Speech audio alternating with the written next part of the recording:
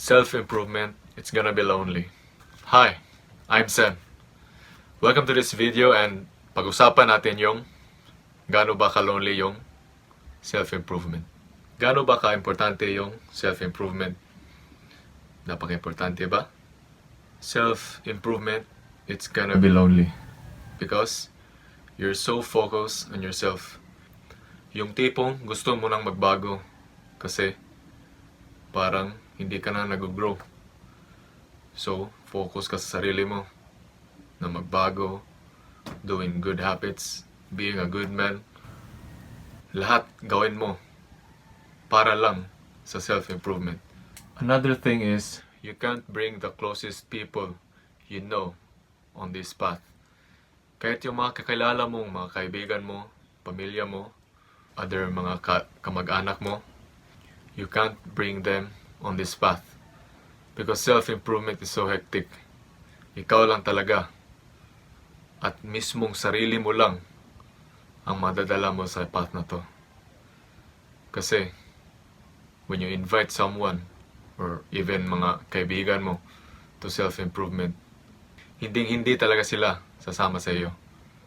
Kasi, from the word self-improvement, sa'yo lang, at ikaw lang ang taong maglalakbay sa journey na ito. When we say self-improvement, no, parang cliche lang siya. Tapos, self-improvement, madali lang yan. Pero in the deeper perspective mo, hindi siya madali. Malayong-malayo talaga yung journey na mapupuntahan mo kapag mag-start ka sa self-improvement. Hindi mo talaga ma-invite or meron mga iba na sasama sa'yo on the start. Susuportahan ka sa path ng self-improvement. Pero in the long run, it's yourself. It's only yourself. It's gonna be there in the end. Yun ang harsh reality. Other key point is, everyone will mock you. May nagsasabi, si nag-self-improvement daw, blah, blah, blah. Marami talaga sila masasabi sa'yo. Kasi, they don't know what you're going through or what are the journey you're going to take. Pag sinabi nating self-improvement, parang seryoso na usapan. So, may possibility na imamak ka na ibang tao.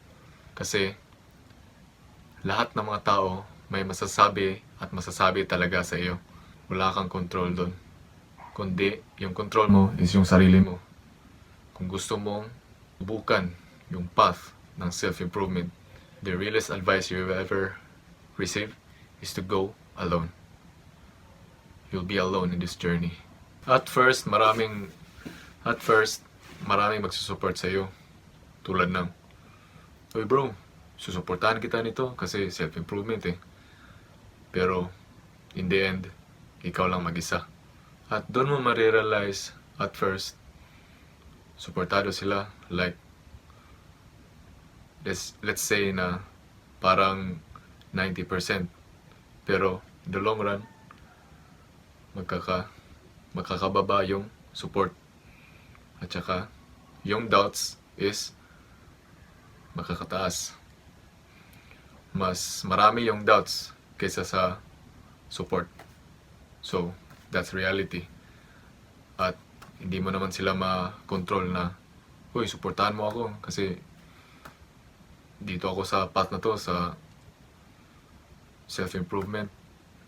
Well, the reality is, imamak ka lang nila. Pagtatawanan. Yun yung totoo.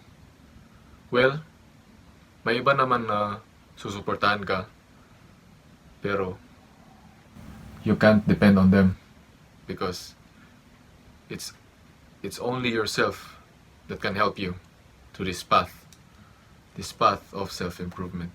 Well, some of them might motivate you, mag-give ng motivation sa iyo, pero motivation is not enough because you need discipline on this one.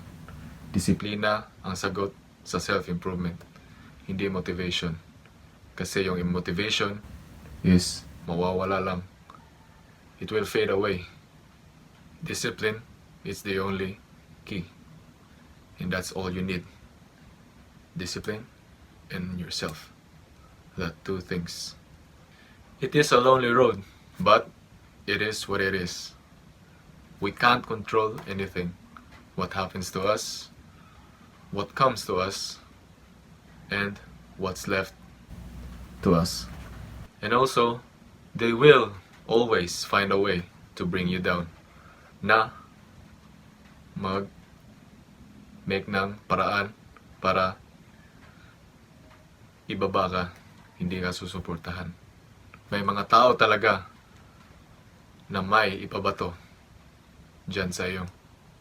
So, you need to be strong enough to handle those critics because the world is so harsh to us. So, we must be ready and be resilient to face those obstacles. Everyone, mostly everyone, will bring you down when you go to path to success. Most of the people is mainggit talaga. At saka may masasabi at may masasabi talaga sila sa iyo. You take on a path, a serious path to self-growth. At saka doon na sila mangbabato sa iyo. Kasi kasi you're leveling up eh. Nagle-leveling up ka. Tapos when people saw you level up, they will bring you down. They'll always find a way to bring you down. So dapat prepare ka sa mga obstacles na ito. Even your closest friends, your family, your relatives, kung sino mang dyan na malapit sa'yo, some of them will bring you down. That's the reality of it. They will doubt you. They will criticize you. Hindi kaya ni ano yan kasi ano lang yan. Gimmick lang yan. No. Huwag kang makinig sa kanila.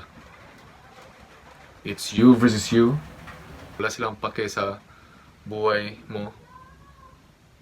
Pero may pake sila pagdating sa pag-judge at pag-criticize. Yun lang yung totoo. That's reality.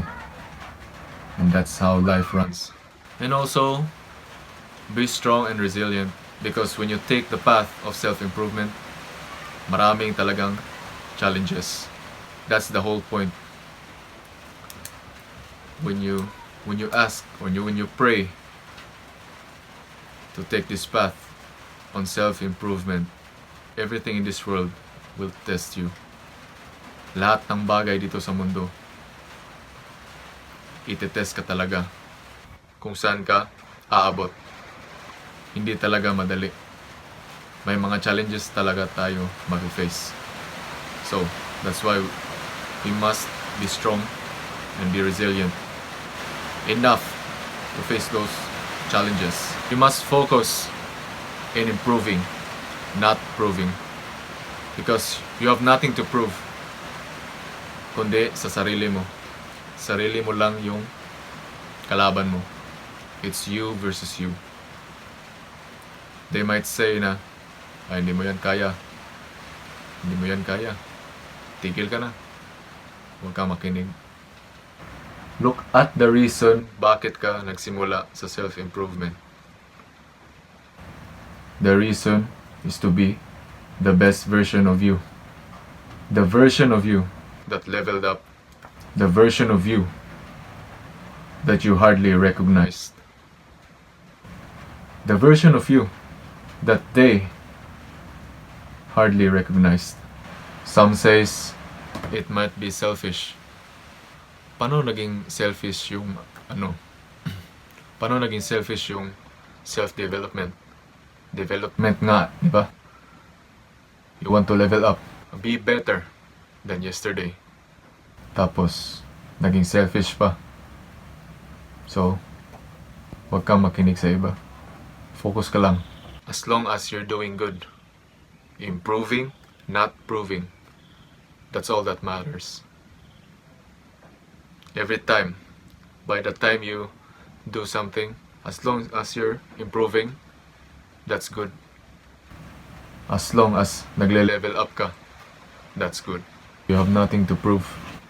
Wala kang dapat i-prove sa mundo, kundi sa sarili mo lang. You're doing this for a reason. To level up. To level up. I know life can be tough sometimes. Araw-araw tayong tinetest sa life. Inaatake ng struggles, mga burdens. Pero those obstacles, kailangan natin yun para mag-level up. In order us to grow. Without those obstacles, mga lessons, we won't grow. Hindi tayo magle-level up. Okay, that's all for today's video, and I hope you like it. If meron kayong mga questions about self-improvement, just leave in the comments below. Or maybe I will make a video with it. Kung may mga tanong kayo about self-improvement, comment lang down. I will listen. Makikinig ako sa mga opinions nyo. Gagawa rin ako ng topic or video about sa mga comments nyo. Magtulungan tayo makamit self-improvement. And always remember, the project is you. Goodbye.